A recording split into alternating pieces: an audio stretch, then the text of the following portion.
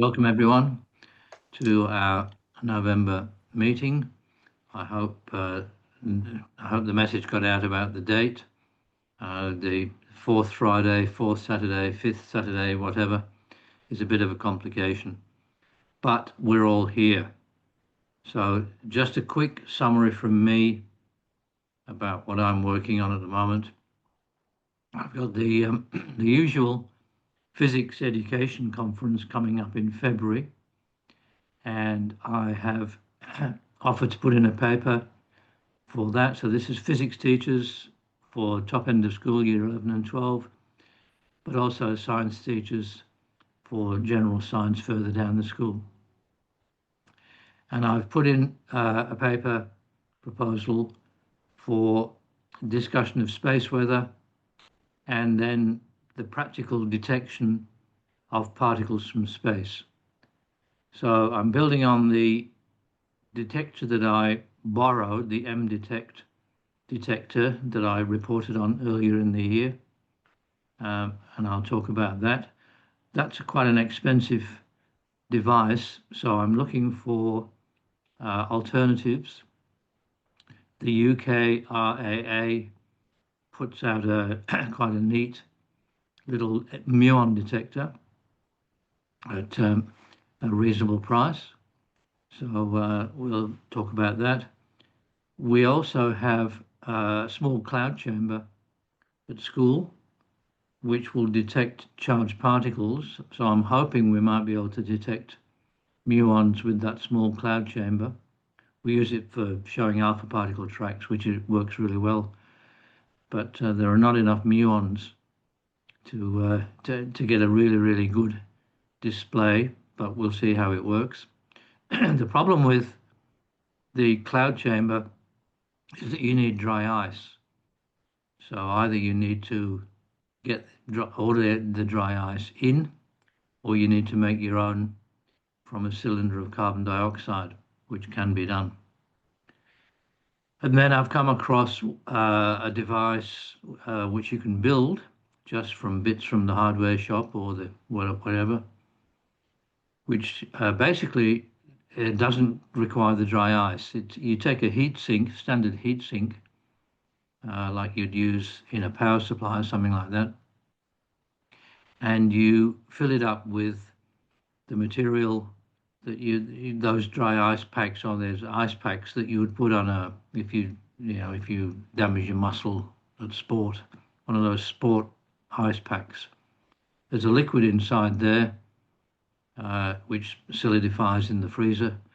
So you let it go to liquid form, pour it into the heat sink, wrap it up, stick it in the freezer, and it will operate as the base for the supersaturation of alcohol in the containers above. So you just have a couple of glass containers sitting above it. Should be dirt cheap and should be very accessible. The only thing is it's only working for probably half an hour, 45 minutes before it warms up.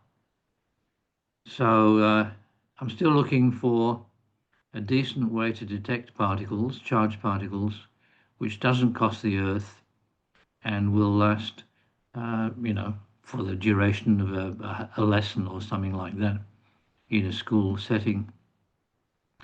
So that's my challenge. I shall be working on that over our summer, which allegedly is coming up. It's pretty cold at the moment. And I'll give you an update when we meet again early in the new year. We won't have a meeting in December because it coincides with Christmas and holiday season and all those sorts of things. A lot of people are away at that time. So we hope to get back together in January. So that's my update. That's what I'm working on, particles from space with a background of space weather. And if anyone has got any ideas, they could put them in the chat or send an email or whatever. And I'll continue the research. Now we've got an apology from Roger Heath. He's not able to join us today. And Rob is in California and was hoping to get some equipment together so he could join us, but obviously not so far. There's a few others haven't joined us, but that might be a timing thing. So I'm going to hand over to Steve to get an update on the Heathcote dish, and then I'll go around. I can see Duncan there, and who else have we got? Stephen, then yeah, just the two. So Steve, over to you. Thank you very much, Paul. Now, I can share screens, can I, on this session? You'd be able to. All right, just to remind everybody, that's a photograph, a recent one taken of our 8.5 metre dish up at our country property in central Victoria at Heathcote. That's about a bit over 5 metres off the ground, that tower. And we've got our neutral hydrogen receiver and feed horn up at the feed point. Recently, we did quite a lot of experiments through the winter because we got the receiver working, and we started using some custom software that not only controlled the motion of the telescope, but collected measurement data. We had ability to switch over to a noise reference, so we had that calibration process involved, and everything was working really well until it failed in about the middle of October. And it took a bit of diagnosing what was going on. I'll get to that story later, but first I want to talk about that temperature stability issue. And I'll share on the screen a report that I prepared to discuss that with our local group here. And it's got a lot of information in it, and I'll put that onto the chat after we move on to other people, so that you can download and have a look at a copy of it. I prepared this set of charts some time ago when I was repackaging the low noise amplifier and the receiver front end, two separate modules, into enclosures where I could control the temperature using Peltier cells. It was an opportunity to measure the gain of these devices over a range of temperatures, because I could set the thermostat, look at the change of gain. And so I developed these two graphs, and that was the one on the top there for the low noise amplifier. Some of the numbers were inferred because I've just assumed a straight line. Some results were a little bit unstable, but I did get consistent outcome, and that was able to give me a coefficient. And this is the curve that I received for the front end, which is a much larger enclosure. So there's the two coefficients: low noise amp temperature coefficient, front end temperature coefficient. So many small amount of degree C, dB per degree C. During the months of August, September, and October, we were using the telescope on and off, not always consistently, but it was an opportunity to start studying not only the temperature variation of the equipment, but also start using it to analyze things. And the Small Magellanic Cloud was a favorite of ours. So I'll just show you some of the characteristics of the sensing that we've got on the receiver. We're measuring the ambient cabinet inside the box, where that thing that you saw up at the feed point. We're measuring the air temperature and humidity inside that enclosure. Keeping an eye on voltage and current, that's always important. And we're looking at the fan speeds of the Peltier cells for the low noise amp and the front end. And we're looking at the temperature of the boxes, the low noise box, low noise amp box, and the front end box temperature, using positive PTC, platinum PTC sensors, quite accurate.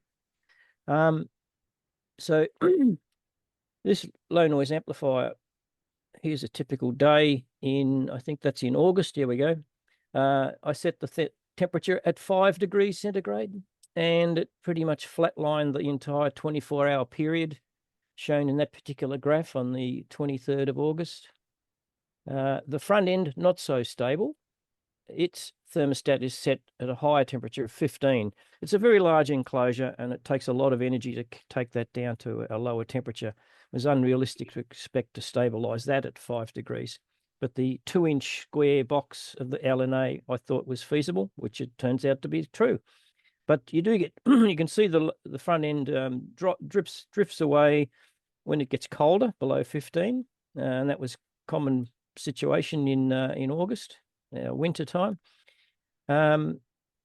This was a worst case day. Sorry about all of those flashings.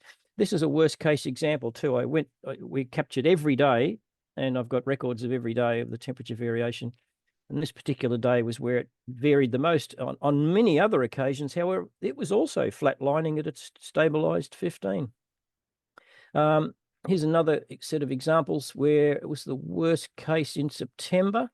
And there it got so cold, it went below 5 ambient. And the LNA dropped below 5 because it tracks the ambient. Once the thermostat stops working, then you're going to track the ambient. So that was a worst case variation for the LNA in the cold side of things. Then we get to October. Now, that was a rare moment in October when the ambient temperature, here's the ambient temperature, it shot up to about 32 degrees. We haven't seen temperatures like that very often, even in our spring, have we, Paul? Not yet. No, we're having an extension of winter through our spring down here. So yeah, 32 degrees, the Peltier cell gave way, and it was the LNA started cooking, and it got up to about 10. You'll also notice in the voltage and current curves here, the blue is the voltage, and it drops a little bit when the Peltier cells come on. The red is the current, and it's pulling about 6 amps. That's the current scale on the right-hand side, 6 amps. And both Peltier cells during that period from noon to about 7 p.m., 7:30 p.m., they're both running continuously, non-stop, whereas at other times you'll see them cycling on and off. So it was a bit of a struggle to keep those Peltier cells, keeping the LNA at 5 and the front end at 15. So that was the worst case scenario. And I made a summary there in the statement above where based on those temperature coefficients, the variation was at most about a dB. And that's still important. And I say that because when you look at the next chart I'll show, here's a typical output from our receiver. We've got the planetarium software on the left. Tim Davis may have given a presentation on this in the last SARA meeting. Yes, so I won't. He did, yeah. He did. All right. Well, have some familiarity with this then. Well, what I was pointing out was here's a typical part of the sky, and this is a typical bump showing. I think it's actually the Small Magellanic Cloud. Yes, that's why I've highlighted it. So the noise floor sitting there on that spectrum scale. So I can get this sorted out. Oh, there's an AI thing popping up in front of my screen. There we go. So neg 80 dB on that scale, and we're still yet to calibrate these numbers, but that's a reference. Neg 80 was the noise floor across the roughly 6 megahertz band we're looking at there, and the scale has been calibrated in Doppler shift, but you can throw a switch there and that'll show you megahertz. So the rise of the signal strength of the Small Magellanic Cloud above the background noise is only 0.6 dB, as I've shown there. So if you're getting a dB change because of temperature, then that's something to be concerned about. There are many ways we've now got to mitigate against that particular problem. And not the least of which is that noise reference. And we can then tolerate quite a lot of temperature variation. All right, so why did the receiver fail? It failed about mid-October. And based on our deductions, we concluded it was the low noise amp that had failed. So a mission was sent up to the site. I'll just quickly show this photograph. Yes. Oops. Share screen. Yeah, this photograph. So that's the low noise amplifier. It's a Radio Astronomy Supplies.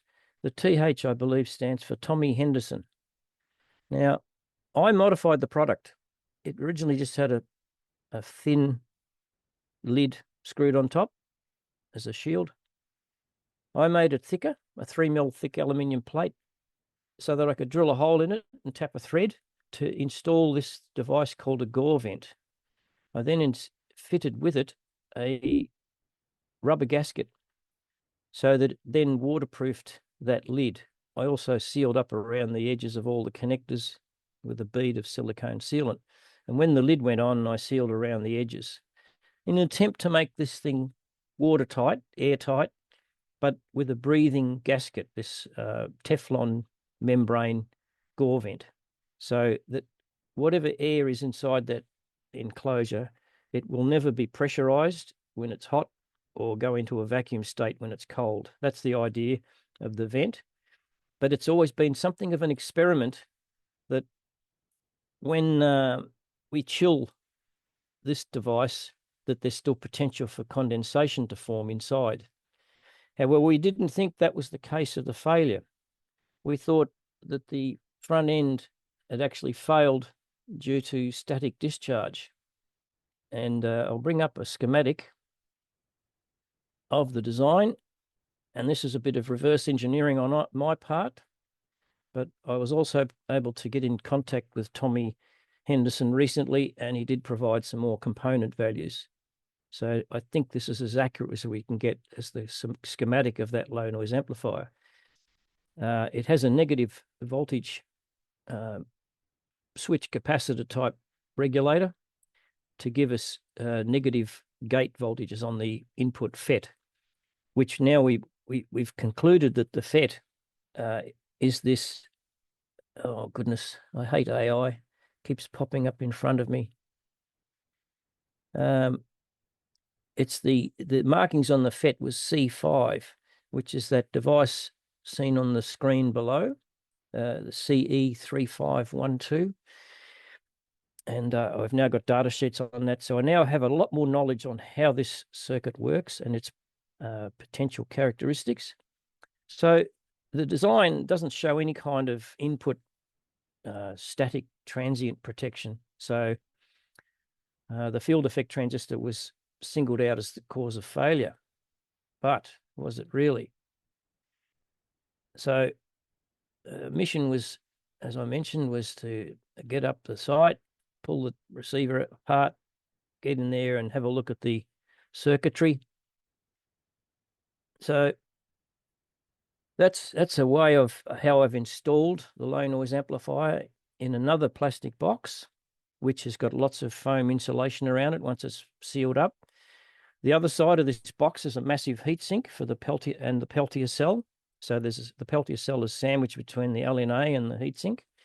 And you can see here on the left a RF switch, very low loss RF switch, quite a good quality one. It's basically a relay, but it's a mini circuits product. Connected to the other pole of that switch is the noise reference. So that's how we've got a really good way of calibrating things against a fixed standard.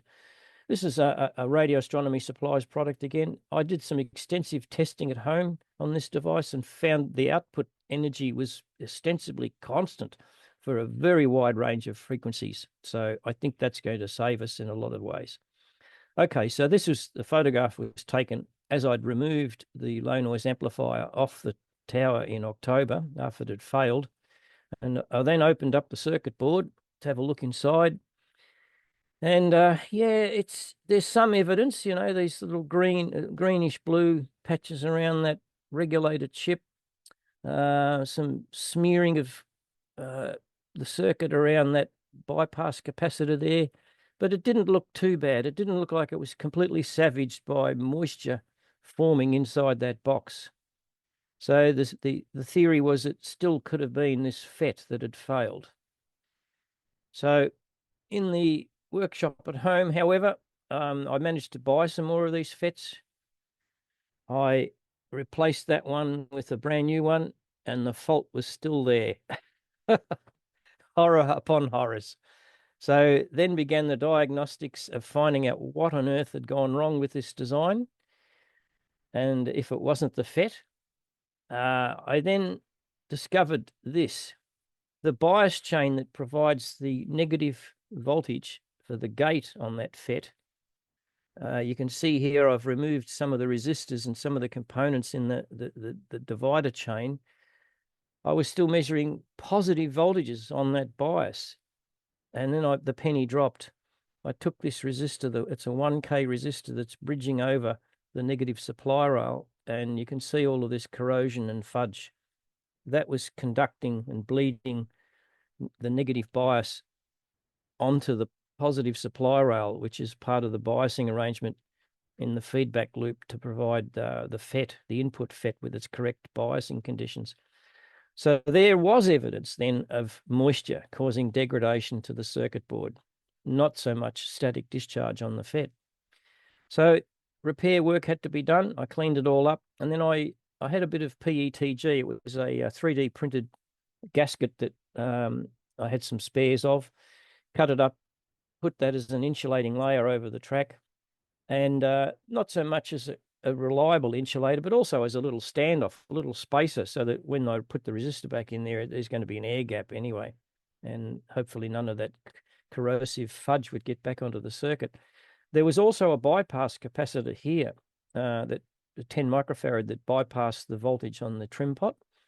And horror upon horrors, there's a massive pad underneath. That was probably for an alternative design of the circuit, but the big 10 microfarad straddles that, and there was also the potential that could cause drummer in the future. So I did the same on that with there's a bit of a plastic gasket underneath, as you can see. And then I cleaned it all up and put, where's the next photo? No, I don't think I've got one. I put, you can buy a product that's quite inert. It's circuit board lacquer, meant to spray bare copper if you've made your own homemade printed circuit board and you don't have any resist capabilities. Just spray it onto things. I didn't want to spray it everywhere indiscriminately, so I sprayed it onto a tiny little artist's brush and just basically dabbed it on wherever I could find. And once it had set, the circuit behaved perfectly, no faults whatsoever. So I was quite pleased that will give us a bit more mitigation against problems in the future.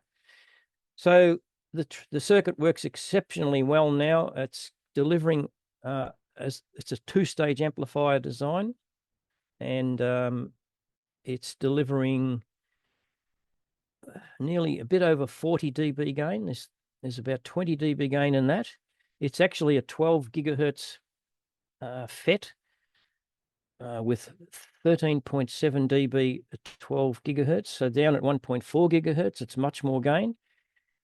The noise figure is quoted at 0.3 dB at 12 gigahertz. This second stage is a 50 ohm in, 50 ohm out amplifier module. That's delivering about 20 dB gain. So it makes sense that both amplifiers are about 40 dB total. Tommy was a bit concerned that this transistor may generate a bit of instability, but I have not seen any in the experiments in the lab. However, I did a noise figure measurement, which I did explain some months ago on the SARA team, how that was done using a spectrum analyzer that has the ability to make a noise dBm per hertz measurement. And once you know gain and you know that measurement, you can do a simple formula and come up with a noise figure. Well, I couldn't believe my eyes. I got 0 dB noise figure. Now, that's not realistic, of course. So the measurement error of my test equipment is probably within plus or minus 0.2 dB. So it's probably something like a 0.2 dB noise figure with this 40 dB gain. So I'm really excited to get that amplifier back into the system and working again. What else can I show? Well, in the meantime, because we thought it was a fault of static discharge, we did consider in our team the idea of putting in some protection for static, because there isn't any in the design at the moment. We come straight out of the antenna and straight into that RF switch and the LNA. So if there was to be a very high voltage discharge, what's the path for it to go to ground? There wasn't one. So this is a block diagram of our receiver. I won't dwell on all the details here. What I've done is zoom in on the left-hand side in the next picture. That's that one there. which shows the feed horn, short cable into the RF switch and the LNA, as I mentioned. But I've got this idea of putting an external T-piece and a quarter wave shorted stub. I'm sure you're all familiar with how that would work. The quarter wave would reflect back as, with the short circuit, would reflect back as an open circuit at the other end, effectively not making any impact on the passage of the RF at the operating frequency, 1.4 gigahertz. That stub, if you look at the maths on it, it's be quite short. If I use a bit of RG213 cable, it's about 35 millimeters long, but you've got to consider the little short lengths inside the connectors and all sorts of things. So it'll be a case of fabricating something and then trimming it to tune it. I did some experiments at home on a very crude setup. There's the signal generator into the spectrum analyzer, and that sets up a 0 dB reference, as shown there, with a 2 dB per division scale and delta marker, so that when I inserted this T-piece, I could then look at the impact of the T-piece and then the quarter wave stub. Now, in that case, I just inserted the T-piece, nothing else. You can see the T-piece there, and that introduced a loss of 0.3 dB. Hope you can see that on the screen. 0.3 dB. Where are we? There we are. 0.3 dB, minus 0.3. So the T-piece unterminated on that side. So that's asking for trouble. It's going to create a reflection at these frequencies. So then I had already a pre-made short cable and with a short circuit stub at one end. This is something I purchased at a Radio Hamfest the day before. So it was just a coincidence that I had this on hand. It's a 50 ohm patch lead of some sort. It turns out to be about 80 millimeters long, and I suspect what we've ended up with is a 3/4 wave shorted stub, which would have electrically the same characteristics as a quarter wave shorted stub. The good news is that that now reduces that loss to 0.17 dB. So these are getting to be kind of acceptable losses to tolerate, to give you that reassurance you've got lightning protection, something that we'll probably look at instigating in the future for that before we put the low noise amplifier back on the tower. So it's sitting on my bench across the road. I've got a few more tests I want to do, and then I'm planning to do a trip back up to Heathcote next week and reinstate it, so that at the very least, Paul, we'll have it operational for our December star party, where we get hundreds of visitors and guests. And I think we're very pleased to show off our operating telescope once again. Thank you very much. You're on mute, Paul. Better unmute yourself. Yeah, I realised that because it told me. Yeah, thank you, Steve. Great story and real progress. So yes, if we're operating for the star party, that would be really good. Right? I think there's lots of lessons learned in this process too. You must have realised that fair bit of what we're doing is experimental. Yep. Try to stabilise the temperature was experimental. The unknown effect of having a ventilated but sealed enclosure. I've had experience now with an experiment up at Heathcote that's been running 7 years with a waterproof sealed enclosure out in the weather, literally out in the rain, and a gore vent on the side, and it has not failed in 7 years. It's been dry as a bone internally, but that's tracking ambient temperature. So this process of then chilling that down to below ambient temperature is an experiment, and it does appear to cause drama on your circuit board. The corrosion that we saw is because of that moisture.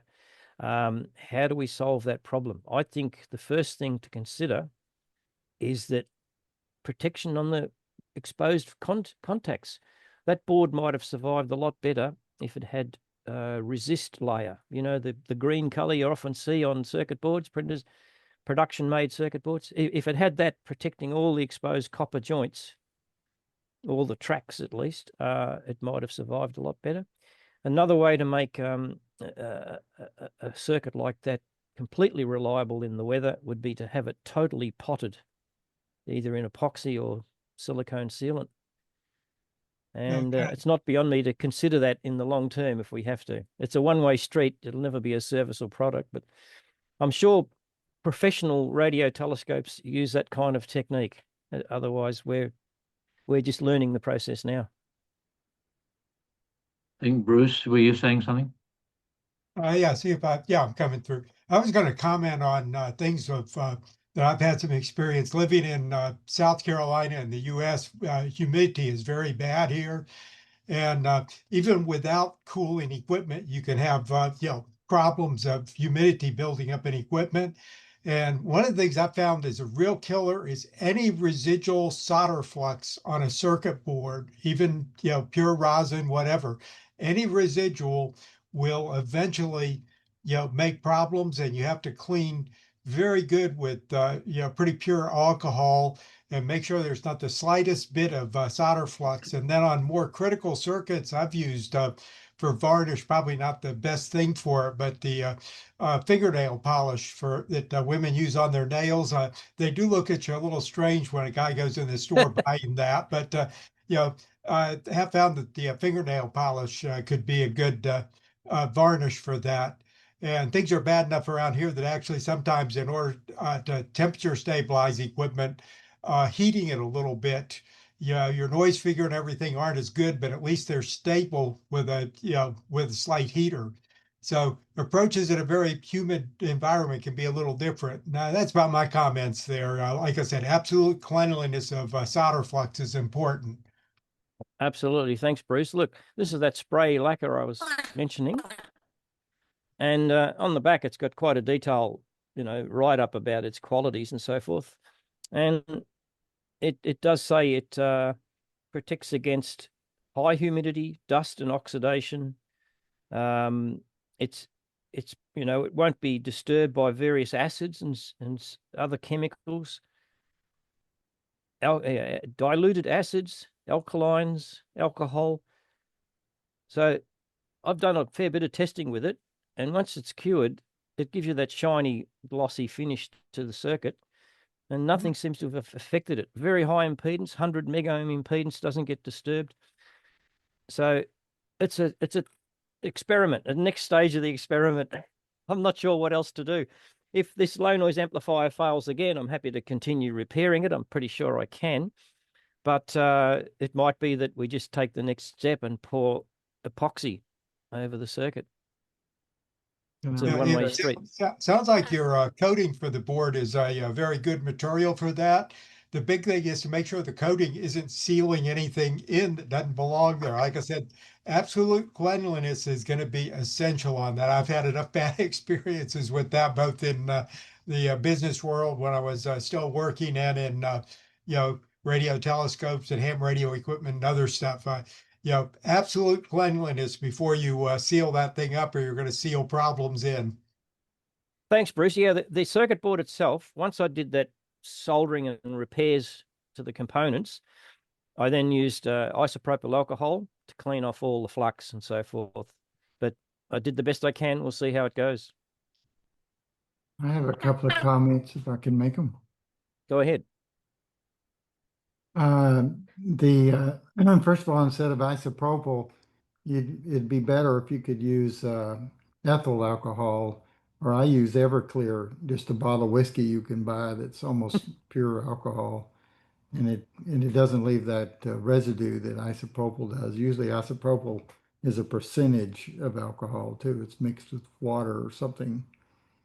And if you have to use a coating epoxy, I would use a Stocast 2850 FT, and that's one I've used in industry in the past. It's electronics grade epoxy that's also got really good thermal characteristics to keep your temperature constant. Could you put a post on the chat about that, Bruce? Yeah. Oh, sorry, Bob.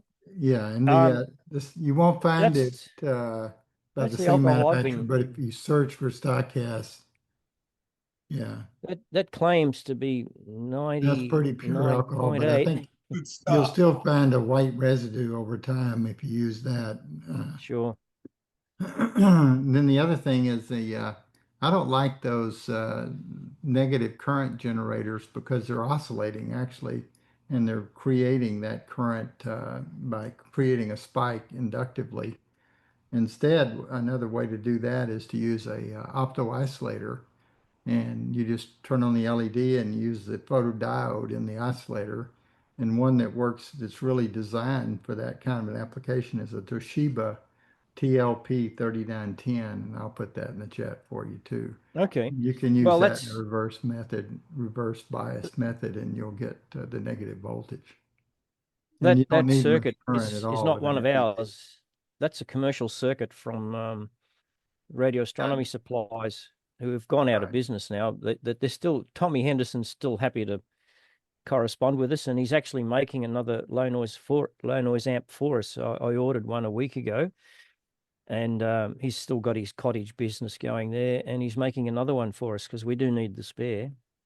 But yeah, if we get around to making our own amplifiers, all the knowledge and techniques that we can get, that'd be most welcome. Thank you. Okay. Tom has his hand up. Tom? Yes, I have a question about the shellac, and you say it has to cure. Air cure, or does it require some kind of UV? Yeah, that. Oh When no, you say, that just evaporates. It just evaporates and dries. so it's like a paint, it's just an Yeah. air cure. It doesn't require Yeah. anything super, exotic. It's got a hydrocarbon propellant, and so once that's dispersed, it disappears. And Yeah, only takes a minute or two.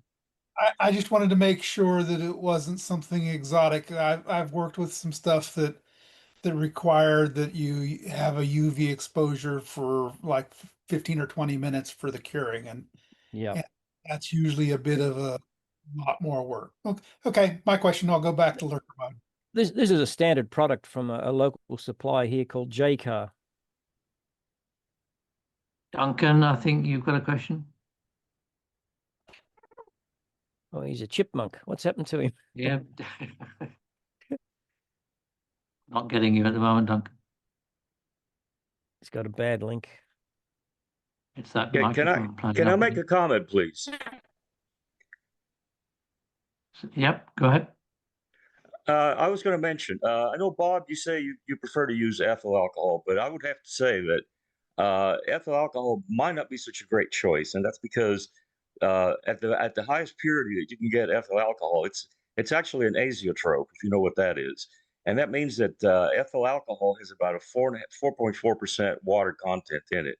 Now you can buy anhydrous ethyl alcohol, but if you have it exposed to the air, it will actually absorb water up to that level. One of the things that I've used on circuit boards are xylenes, and those do not have any water content whatsoever. You can use xylene to clean off the rosin from the solder, and that works really well. But yeah, I would say the ethanol actually still contains some water content in it. You can't make 100% ethyl alcohol because it does have that water as a, even if you distill it, it's this boiling point of the azeotrope, which is the 4%, is actually lower than that of pure alcohol. So you can only get that 95%. You have to dehydrate it using some other materials that absorb the rest of that water content from it. But again, as I said, as soon as you expose it, it just becomes approximately 95%, which is the maximum that you can get the purity on the ethanol. So yeah, try the xylenes. That seems to work very well in cleaning the rosin core.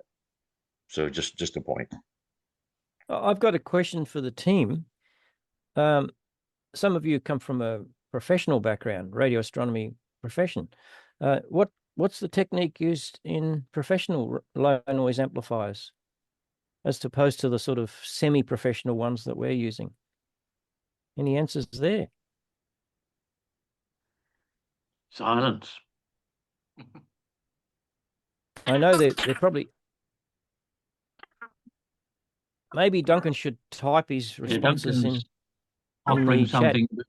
Duncan, I think you have your sample rate You're, incorrect on your audio card or audio system. Two-pole high pass at 500 meg. Duncan, you're sounding like Donald Duck, so something's not quite right. You could do sign language. Thumbs down. Thumbs down. All right. Any I'm more assuming questions? that a professional low noise amp for something like on the dish at Parkes radio telescope or any of these professional radio telescope, I think they're many thousands of dollars, maybe tens of thousands of dollars, and they've got the ultimate in technology to give it the weatherproofing as well as the liquid helium cooling and all of that sort of thing. They wouldn't get away with a sort of circuit that we're using, for instance. Has to be something a lot more sophisticated. But I'm just curious to know. I've never seen one. The ones that I've seen have a small area with very short leads. Everything is captivated in as small an area as you can get. And then they're coated with an overcoat material after they're built. Okay, And then there's that also makes a sense. can over that part of the circuit typically to give it more RF isolation. Thanks, Bob. And That's then pretty much what I sometimes expect. the cleaning process in the industry is with water, but it's DI water or very pure water. And then it goes through a dryer typically. They call it an aqueous cleaner. But it can't be any kind of contaminated water. Mm. Pure water is one of the most perfect insulators, I believe. Yeah. Okay. Okay, well, let's move on. Tim's joined us. I think Tim, get your contribution while Duncan has a look at his he's putting comments in the chat as well. Yeah. But Tim, have you got anything to offer? No, not really. I'd been chatting to Steve about this issue with the low noise amplifier. I used to work for Australian Government Research Labs, CSIRO, and I know there whenever they were cooling things, the particularly like we were cooling detectors, we would try and hermetically seal the thing. But that requires special equipment, and it's a bit hard to do in an amateur setting. Or the alternative is you vacuum, you basically extract out the air and put the thing in a vacuum and then properly seal it, or use a vacuum pump if that's part of it. But that's a big effort. I think what Steve's doing with the lacquer is a good starting point. Yeah, it's quite reversible. In fact, the product says that you can solder through the lacquer. It's not that. Yeah. All It's right. not a one. It's not a one-way street. We don't want too many one-way streets, do we, Tim? Tim, nothing else? No, that's all I've got today. All right. Thanks for joining us. Now, Duncan, he's run away. He's gone to buy a new microphone, I think. I've just posted that schematic for those that were interested. Yep. That's on the chat. Yeah. Thank you. Now, who's anchoring at the US end? Rich, are you running things, or Ted?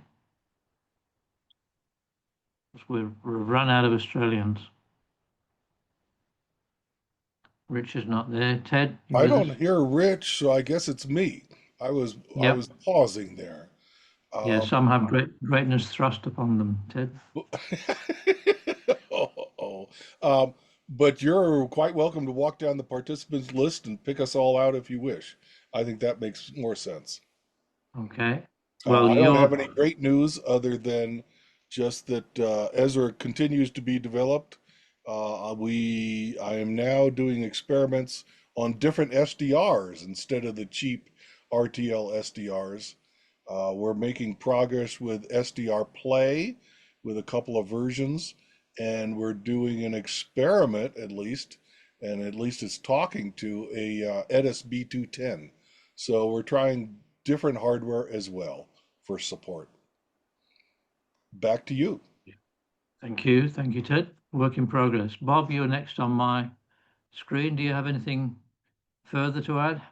Oh, not a lot. Got a lot of projects going. I've got my Meteor cameras that are working to monitor for incoming meteors every day, part of the global Meteor network. And I restructured my network some. I got worried because I see the little Chinese cameras were trying to route things back to the DNS in China. And so I managed to create a more complex networking system here to kind of capture all that so it can't go back out. These are really inexpensive cameras. And I've also got a magnetometer system that's watching the magnetic field of the Earth, and I had it down for a little while, so I've got it back up and running. But Ted asked me to help out with a PC board layout and just report that I have started that. And this would be with sort of a switch in a circuit to switch between a reference and the antenna. And I'm thinking I'm going to go ahead and add a preamplifier into that board as well and see what people think about it. But that's all I have right now. Very good. Thanks, Bob. Tim, you're back again with your hand up. Oh yeah, thanks, Paul. Now I've got a question for Ted.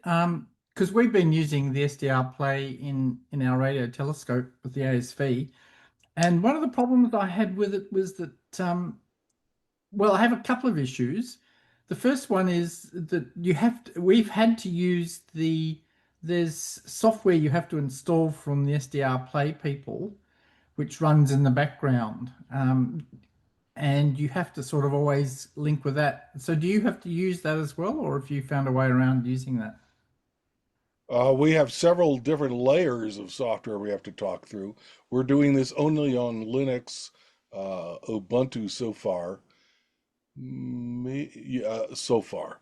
Yeah, Oh, maybe a Raspberry Pi. Yeah, that's true too. So this is possible, but we need the SDR API version 3 in there, and then there is a software layer for SOAPy drivers to talk to that. SOAPy SDR, just like Duncan says, and then there's a Python layer above that to talk to the SOAPy.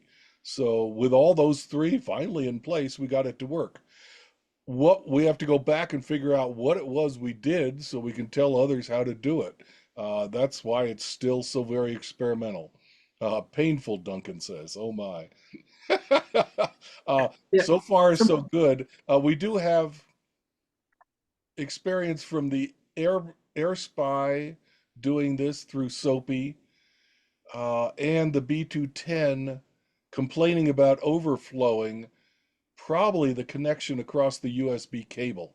It just can't keep up. And so it prints a whole lot of capital O's to the terminal output. And I don't really care. Let it go ahead and do that. If I drop readings, that's okay with me. It's just I try to keep up as fast as I can, recording samples. Is that helpful to you? No, sort of. So what I'm doing is I've got the SDR Play API, and I've written software. Yeah, it's one of we're communicating with that unit, and I've written software. It's on a Raspberry Pi and it's using C. And I actually have the when you load the SDR API, you get a library. You get a whole lot of libraries that you can then link into. So I'm communicating. I'd like to say directly with the SDR Play, but you never do. You're communicating to a library, which then communicates to, I think it's a daemon that's running in the background in Linux that gets installed by the SDR Play. And so you're always one layer removed from it, which is sort of okay, I guess. I was just wondering if there's a way of getting around that layer. I did ask the SDR Play people, but they refused to actually give up any information on that. The other issue that we have is calibration. Basically, I can read the analog to digital converter signal coming from the SDR Play through the API, and I can read the gain value, but it doesn't necessarily tell me what that analog to digital converter number relates to. Does it, it's it's 2 to the 15. That's the range, plus or minus 2 to the 15. But that full scale rail, is that a volt? Is that a 0 dB? I couldn't get any information on that either. I'm wondering if you guys managed to. We haven't gone to that level.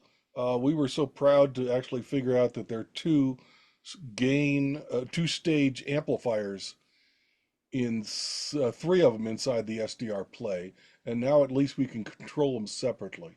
What language are you working with? We are playing with Python. I'm using C, and when you download the API, there's a document that basically tells you what all the different functions do, and it also gives you the data structures and tells you the values that you can put in there, but it doesn't necessarily tell you how they're calibrated. So we can put in numbers and things, and yeah, you can have good control of the whole thing. But as I said, it was just a calibration issue. Steve and I are going to get together, hopefully in the next couple of weeks, and actually hook it up to a calibrated signal generator and just see what comes out. And then see if we... It's interesting that the people that make this stuff on their advertising brochures, Tim, they talk about highly accurate signal strength meter. And it could be highly accurate if you know what the calibration. Yes. I'm a bit confused by that. So there's something wrong with my testing. I did a lot of testing with this just as a standalone unit to look at that signal strength meter output. I was using a program called SDR Console, and I could get the signal strength meter to read anything I wanted. I just changed the gain and the settings, and it would tell you anything. It's not an accurate signal strength meter at all. There was a sort of one set of parameters that I could set that would give me something that was close to accurate. So there's something funny going on, isn't there, Tim? We haven't really quite understood it. It's at the bottom of that. Yeah, yeah. That's right. They talk about accurate, and maybe they're just talking how they do not amplify the gain, they only attenuate it, because their gain knob is an attenuator, not so much an amplifier. That's my only guess on the wording. Yes, but what you would like to see, though, that because they have a calibration in dBm, as well as you can switch it to the standard S meter scale for amateur radio kind of use, but they can give you a reading in dBm. That's pretty absolute, but you put a number in there and it's different. So put a signal generator into it, it's not quite right. You can change it by changing those gain settings that you can set. It needs exploration. Absolutely we need does, to share. Yeah. Correct. Yeah, I don't have sure. answers, though. We like this particular product. In fact, it was me that recommended that our team bought one, and we're using it now up at Heathcote. It's wideband. It's 2 gigahertz, 14-bit resolution. Does a lot of things, and it's a good product. We just got to understand it a little bit better. Steve, this is Dick. We made some measurements on the SDR play a few years ago, and of course, when they give you a dBm reading, it also includes the contribution from the system noise figure. So it's not going to read out whatever your signal generator is putting into it, particularly if you're using low gain on that first amplifier stage, because the noise figure on that thing can go, up to 50 dB if you go reduce the gain in the first stage. Really? Okay. And that's a pretty big contribution to the dBm number. We found that if you included the noise figure temperature at the input, that it was accurate to about a dB. Okay. So that's one thought I'd have on that. Over. Okay. Interesting conversation. Well, no doubt it will continue. Duncan is showing us something. Nice. Is that homemade, Duncan? No, he's shaking his head. Okay. Johnny Cox is next on my screen. Johnny, you got anything? Yeah, this is John. No, I've really enjoyed your presentations. I'm just listening and learning. Thank you. Excellent. Thank you, Johnny. Bruce, you're next on my screen. Anything further? Okay, yeah, I'm in here. Well, I had kind of inherited the noise calibrator for Radio Joe from Dick Flagg, and I've been having a bunch of interesting time poking at Zener diodes as a noise source. Found out that Zener diodes around 6 volts always seem to show a pretty bad temperature sensitivity, and 8 to 12 volt Zeners seem to be less sensitive, and all of them seem to have a big variation in the area below 30 megahertz, from 30 to about 200 megahertz.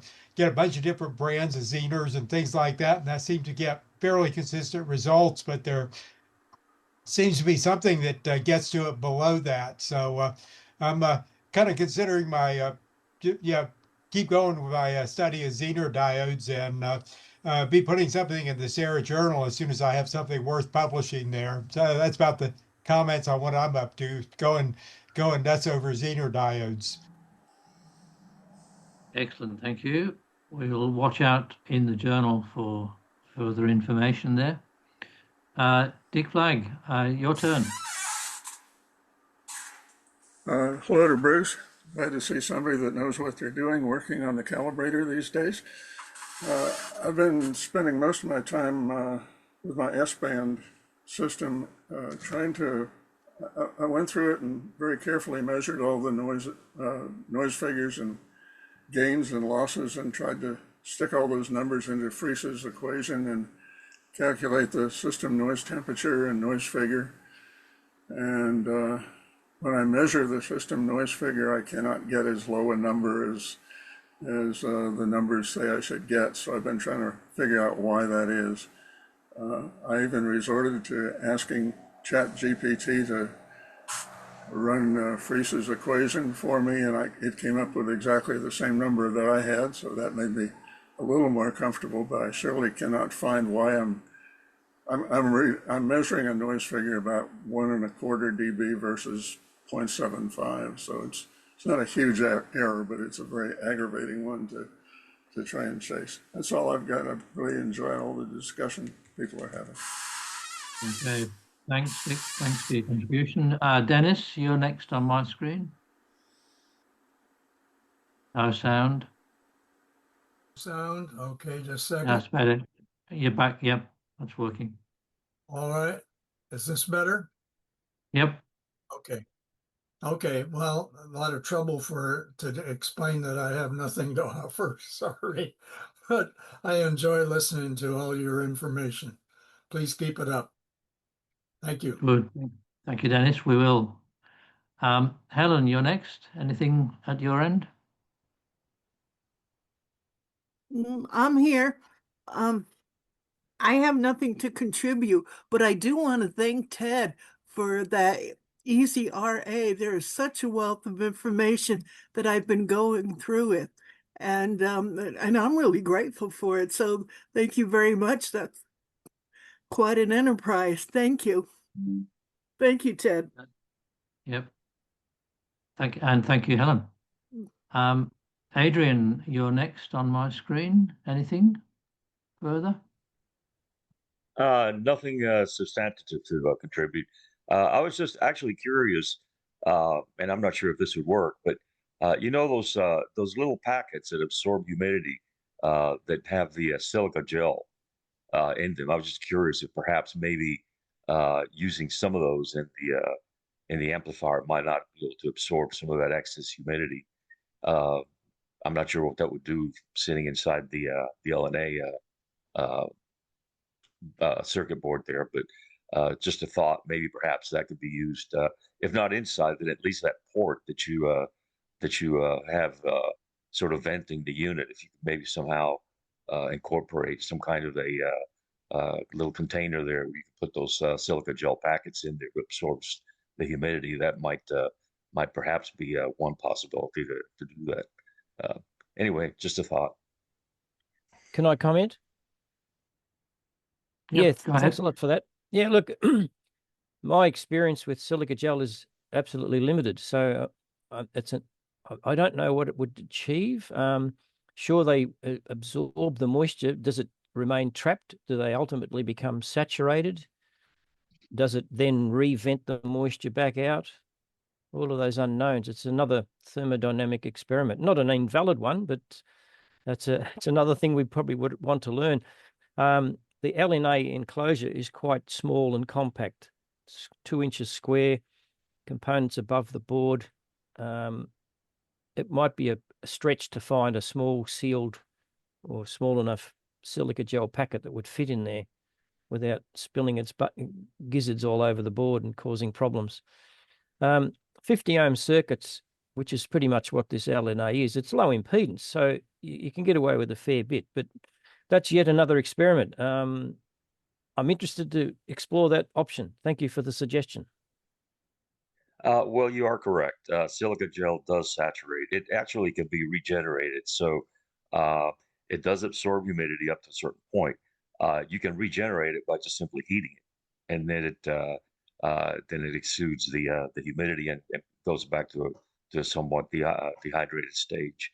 So that is the one limitation on it. So it might have to be something that would be need to be replaced periodically. Yep. But yeah, that is one perhaps drawback to that. I was thinking maybe perhaps some kind of a exterior container that would be coupled to your venting port that you have on the unit, not necessarily inside the circuit board. And so just kind of have that in line with the venting unit, and then perhaps that could be some kind of small cylinder. You can buy silica gel just by itself. You don't necessarily have to have it in a packet. And it's just kind of they look sort of like little crystals of like rock candy or something, but they're not water soluble. They're just kind of hard little chunks. And so you can actually, as I said, you can regenerate them by just putting them in an oven, just heating them back up, and then they go back to the state where they can absorb water again. But yeah, you're correct. It does have that one limitation of becoming saturated at some point. So if you have really high humidity, that would occur obviously much more frequently.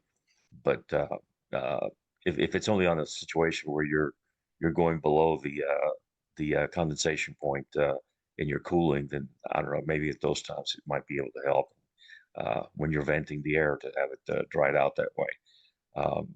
There's other sort of chemical agents like that they can absorb, but silica gel's fairly easy to handle, and it's totally non-toxic and so forth. But just thought that as an option. I'm not sure that would necessarily be the solution, but maybe something along those lines. I've just shared the screen again, and this is a measurement in September of the cabinet. This is the outdoor cabinet that the receiver's installed in. So this is the atmospheric air. And there's two graphs there, but very similar in color, unfortunately. One's humidity, one's temperature. The red is temperature, so you can see a maximum of there, 14 degrees. That's the lower graph. The top one is relative humidity. It's not absolute humidity, but there are periods there where you can see it's saturating out at 100% relative humidity. So we have humidity problems, that's for sure. Yep. Very good. The conversation, no doubt, will continue. Duncan is showing us something. Been a bit of an exchange, Paul, in the chat about this wonderful little low noise amp he's got, which has temperature stability into the electronic design of it. Right. Very intriguing. We'll keep moving around the screen, and we'll see how far we get. Edward, you're next on my list. Hello, hello. Can you hear me? Yep, go ahead. Yes, we can. Good. Yeah, so I have nothing to share. I'm just joining in because I was actually outside doing some visual astronomy, and then it clouded up, so just went inside and joined the Drake's Lounge Australia for the first time. Because I'm joining in from Europe, so it's quite late here. Yes, very late. I haven't prepared anything to show, but I am working on some interesting things. So there was some very interesting discussion over on the Zener forum about interferometry and techniques for separating sources using interferometers, especially using FFT analysis of the fringes. So I've been doing some work on, well, I don't have an interferometer myself, so I've been doing some work on just modeling the interferometer fringes and looking at what the FFT analysis looks like. So the idea here is, of course, that so say you have, for example, two sources in the main lobe of the interferometer. So basically in the main in the beam width of like the single elements, and these two sources are separated by a couple degrees in declination, but they transit like through the main beam at approximately the same time. It's very difficult to separate them because, well, the interference fringes would just stack up. So we were thinking that, well, maybe if these two sources are at different declination, then you can, in principle, separate them by the different fringe frequencies. And you should be able to see that with an FFT analysis. So that's kind of what I'm working on at the moment. And besides that, I'm also doing a series of drift scan observations with my single 3-meter dish on the Andromeda Galaxy at 1420 megahertz. So I'm trying to build a sort of map of the Andromeda Galaxy. It's going to be pretty low resolution, but yeah, we'll see. Anyway, that's it. So that's all I had to say for today. Okay. Thanks, Edward. And sounds like you've got plenty to keep you busy there. We look forward to hearing from you with some results, perhaps early next year. Mike, you're next, and then Rich. Can you hear me? Yep, got you. Yeah, I too have been working on interferometry. I got my third 3-meter dish on a portable mount, and I'm working with 3 dishes. So I also am using the AD8302 detector, and I've modded 3 of those together, and now I'm logging data. So this is just beginning for me. That's about all I have, what I'm doing. And Steve, I think you shot yourself in the foot when you drilled that hole in the cover. You should have just sealed it and you would have been good. That's all I have. Sorry, Steve. Interesting comment. Well, Food for thought. Yep. I come from a communications industry background, and any electronic equipment that's installed in the field, I was in the mobile phone industry, so you have your panel antennas, which are pretty passive. They're just dipoles, an array of dipole. But next to it, you might have a box which might include electronics. These days, when you get up to the gigahertz frequencies, everything's up there on the tower. You just have a feeder, optical feed. In the early days, it was 900 megahertz, and they would tolerate the cable loss and just have the antenna on the tower. But now a lot of electronics is up on the tower, and all of those boxes up there have got those Gore vents. They equalize the pressure between the atmosphere and the inside of the enclosure, so that you have equal pressure, and therefore you're never putting stresses on the seals. It's been proven time and time again that the seals will give way, and then you get problems deteriorating inside. Yeah. So you need a flexible cover, like a rubber cover. Yeah, it's difficult to get shielding with rubber.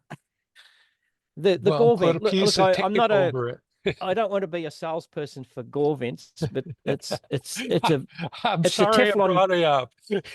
It's a Teflon membrane that allows water vapor to pass through it, but not liquid water. Yep. And it's a technique, certainly at ambient temperatures where you're not trying to cool things. You know, this experiment we've got going where we're also chilling the circuit is another risk. But things that operate at ambient temperatures and you keep those pressures equalized, the electronics inside them will last a long time and they'll stay dry. They appear to be staying dry because your electronics are typically dissipating 1 or 2 watts, even if it's an efficient circuit. So that's warming the air inside that cabinet slightly too, which is minimizing the risk of water vapor forming. And if you do get warm water vapor, it tends to go back out the membrane. So they're a proven technology. It's passive. I wouldn't put an electronic box in the field ever again without ventilating it. I've got shoes with gore vents in, Steve. Yes, fantastic. It's the same, I've same seen technology. I've Same seen technology. many examples okay. of the reverse where you don't ventilate the box and the gaskets and seals are completely disintegrating after a couple of years. I agree. Anytime you have a sealed box, I was electrician for 40 years, and a sealed box always absorbs moisture somewhere, somewhere that seal fails. So we drilled holes in the bottom and let the moisture out. But obviously you don't want to do that. That's a Sounds crude like technique, a but not continuing very challenge. successful. Yeah, continuing challenge, Steve. As you said earlier, it's a lot of experimentation, Sure. and then there's a lot of professional knowledge as well around this particular group of people. I'm always impressed. I think that's everyone. Rich is on narrow bandwidth, so he's not going to contribute. Thanks for turning up. And any more questions before we log off? Can I throw in another comment here? Go ahead, Bruce. Yeah. Okay. Yeah, I've got it. Go back about a half a century ago, give away my age. I was in the U.S. military working on F-4 airplanes and the avionics on them. And the UHF comm radio had an interesting thing that it was a pressurized case because when the plane gets at high altitude, the tube type transmitter would arc over without, pressure. But anyway, the thing that pressurized it was interesting because they had something that looked like a giant bicycle pump, and it had a cartridge that it pulled the air through this cartridge before it pumped it into the radio equipment. And the cartridge had some blue colored stuff in it. And if it ever started to turn pink, you had to send the cartridge back to be rebuilt and put another one on there. So yeah, I'm not sure what it was, but there was something that would turn pink if there was any humidity in it, and it was trying to get the as dry of air as possible to pressurize that case. And if there was a failure of that, there was also a failure of the radio equipment, blown fuses and burned parts everywhere. So it needed that. So not sure what all was going on, but it's just something interesting that I remember from the past of, uh, pressure, humidity type of thing on a piece of electronics. That's about it. Okay, thank you, Bruce. Anything else before we pull the plug? As I said, we won't have a session in December because of the timing around the holiday season, but we'll certainly be back on deck come January into a new year. So there'll be more stories to tell, and anything you can write up, send it to Rich to go in the journal. That's always a good contribution.